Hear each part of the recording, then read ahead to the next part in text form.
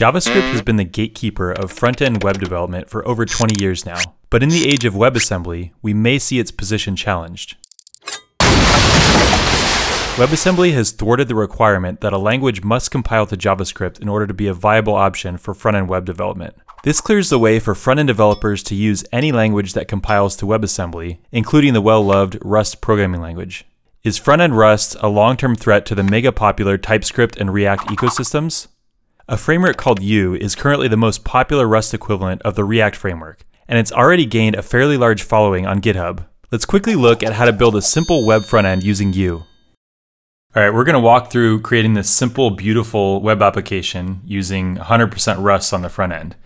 Now, it's just a simple application that just has a +1 button that increments a counter, but it's going to demonstrate how easy it is to build front-end applications using Rust, and also how similar they are to React applications. The first thing we're going to do is use Cargo to install a crate called Trunk. And Trunk is a crate that helps us build and package WebAssembly applications. So to do that, we're just going to do Cargo install Trunk. And you can see I already have it, so it didn't do anything. Then the next thing we're going to do is add WebAssembly as a compilation target to Rust. So we're going to do rust up target add wasm32 unknown. Okay, and same thing, I already have it added, so it didn't do anything. Then we're going to create our package. So we're going to do cargo new rust front end. And we're going to cd into that directory. And now we're going to open that directory up in our IDE. So once we have that open in our IDE, the first thing we're going to do is add the U dependency to the toml file. So under dependencies, we're just going to do U equals, and then caret 0.19.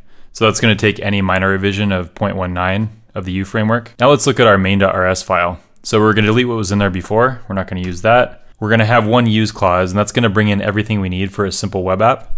So we're going to do use U prelude star. That'll bring in all the macros and functions we need for this simple web app. Then we're going to create the model for our web app, which is just going to be a simple struct with one value.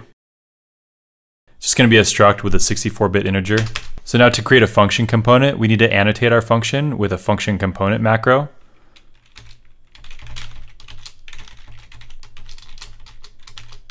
Give it a name, and then we can create our function. And it's going to take no parameters, and it's going to return an HTML object. The first thing we're going to do is use something called hooks, which if you're from a React background, this will be familiar to you.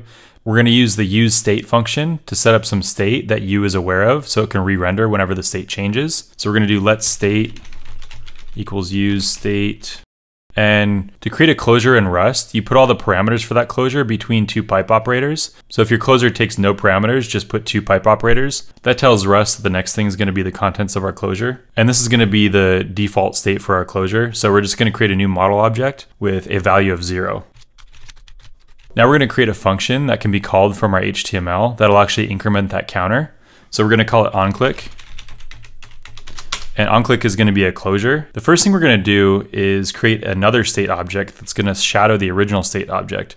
And this is where things get really interesting. If you're not familiar with Rust memory management, this may seem a little strange to you. The reason we have to create this new state variable is because the original state variable is going to be used by the U framework. And so we can't take ownership of that. So the first thing we're going to do is create a clone of it, and this state variable is going to shadow the original one. So every time we reference state now, it's going to reference this new state variable. Now functions that need to be called from the HTML of our U application need to be encapsulated in this callback mechanism. So we're going to pass a closure with our logic for mutating the state into this callback function.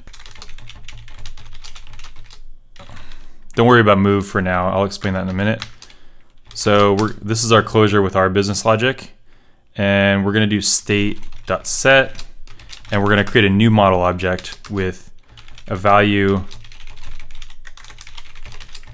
the old value +1. And so this is another closure. Callback is going to expect a closure that takes one parameter.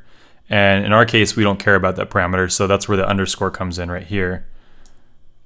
And now this move function actually, by default, closures in Rust actually borrow references to any variables that they reference outside of that closure. In our case, we want to actually take ownership of this state variable. So that's what the move function does. It actually says, in the closure that I'm going to pass in, all variables referenced from outside that closure, we want our closure to take ownership of them. Now, if that's confusing, that's because it is. The Rust book actually has a good explanation of how memory management works in Rust, so I'd advise checking out that chapter if you want to know more. One important thing to note is that there's no semicolon after this callback function. The reason for that is if we had a semicolon, our onClick closure wouldn't actually be returning a value.